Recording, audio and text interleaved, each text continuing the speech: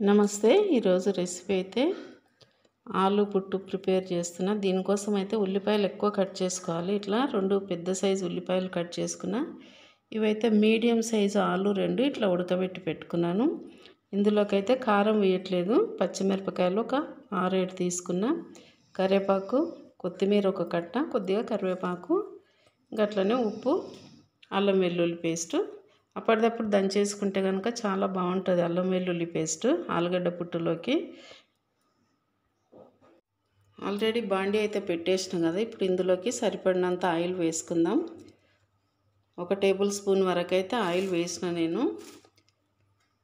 కొంచెం oil heat ఎక్కిన తర్వాత ఇందులోకి జీలకర్ర ఆవాలు 1 టీ స్పూన్ వరకు వేసుకోవాలి.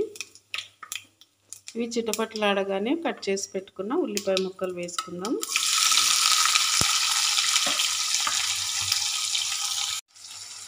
ఇందులోకి ఒక 1/2 టీ స్పూన్ వరకు పసుపు, అట్లనే పచ్చపక్క దంపి పెట్టుకున్న అల్లం వెల్లుల్లి వేసుకుందాం. వేసుకొని ఒకసారి ఇట్లా కలిపేసుకుందాం. ఇప్పుడు ఇందులోకి పచ్చిమిర్చి, అట్లనే కొత్తిమీర, కరివేపాకు కూడా వేసుకొని ఒకసారి వేపుకుందాం. అంటే ఉల్లిపాయతో పాటు ఇవి కూడా వేగితే టేస్ట్ అనేది బాగుంటుంది.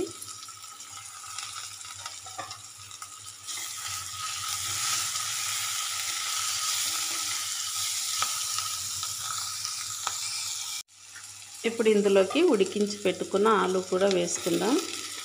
ఆలు ఇట్లా వేసిన తర్వాత ఒక 2 నిమిషాలు మూత పెట్టేసుకుందాం. ఒక 1/2 టీ స్పూన్ సాల్ట్ వేసుకుందాం.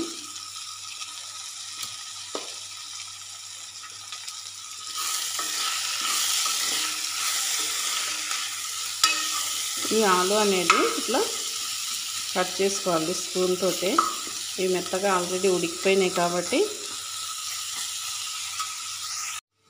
ఒక 5 నిమిషాల పాటు మంటని కొంచెం మీడియం ఫ్లేమ్లో పెట్టుకొని ఇట్లా వేయించుకుంటే ఆలు పుట్టు రెడీ అయిపోతుంది. ఇది చపాతీకైనా దోశకైనా చాలా టేస్టీగా ఉంటుంది.